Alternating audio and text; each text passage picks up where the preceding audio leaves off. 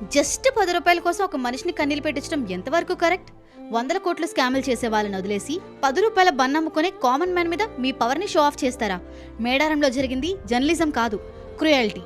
మేడారం జాతరలో శేక్షావాలి అనే పర్సన్ 10 రూపీస్కే కోవా బన్ అమ్ముతున్నాడు. అక్కడికి వెళ్లిన కొంతమంది యూట్యూబర్స్, ఇంత తక్కువ ధరకి ఎందుకు ఇస్తున్నావు, ఇందులో ఏం కలిపావు, నీ ఆధార్ కార్డ్ తీ, ఎక్స్పైరీ డేట్ చూపించు అంటూ గొడవ చేస్తూ ఆ మనిషిని హెరాస్ చేసి చివరికి కన్నీళ్లు పెట్టించారు.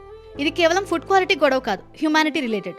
వ్యూస్ కోసం ఒక పేదవాడి సెల్ఫ్ రెస్పెక్ట్ ని క్వశ్చన్ చేస్తూ ఏ ఎవిడెన్స్ లేకుండా ఫుడ్ జిహాద్ వంటి రిలీజియస్ స్టాంప్ వేయడం అన్యాయం. ఇటువంటి అనైతికల్ జర్నలిజం ని మనం క్వశ్చన్ చేయకపోతే రేపు ఏ కామన్ మ్యాన్ అయినా టార్గెట్ కావచ్చు. కానీ అలీ మాత్రం భయపడి పారిపోలేదు. తన తెచ్చిన ఆహారం కల్తీ లేదని ప్రూవ్ చేసుకోవడానికి కన్నీళ్లు పెట్టుకుంటూనే అందరి ముందు ఆ బంతిని చూపించాడు. ఈ వీడియో వైరల్ అవగానే నారా లోకేష్, అసదుద్దీన్ ఓవైసీ, బైరెడ్డి శబరి, పరిటాల శ్రీరామ్ లాంటి పొలిటికల్ లీడర్స్ కూడా ఇన్సిడెంట్ పై రెస్పాండ్ అయ్యారు. అలాగే తెలుగు రాష్ట్రాల ప్రజలు ఆ యూట్యూబర్స్ ని చీదరించుకుంటూ శేక్షావలికి సపోర్టివ్ గా నిలబడ్డారు. ప్రెజెంట్ ఆ యూట్యూబ్ ఛానల్స్ మీద లీగల్ యాక్షన్స్ కూడా తీసుకోవాలని డిమాండ్ పెరుగుతోంది. ఈ ఇన్సిడెంట్ తర్వాత ఒక స్నాక్ లాగా చూసే కోవా బన్ ఇప్పుడు సింబల్ ఆఫ్ స్ట్రగుల్ గా మారిందా?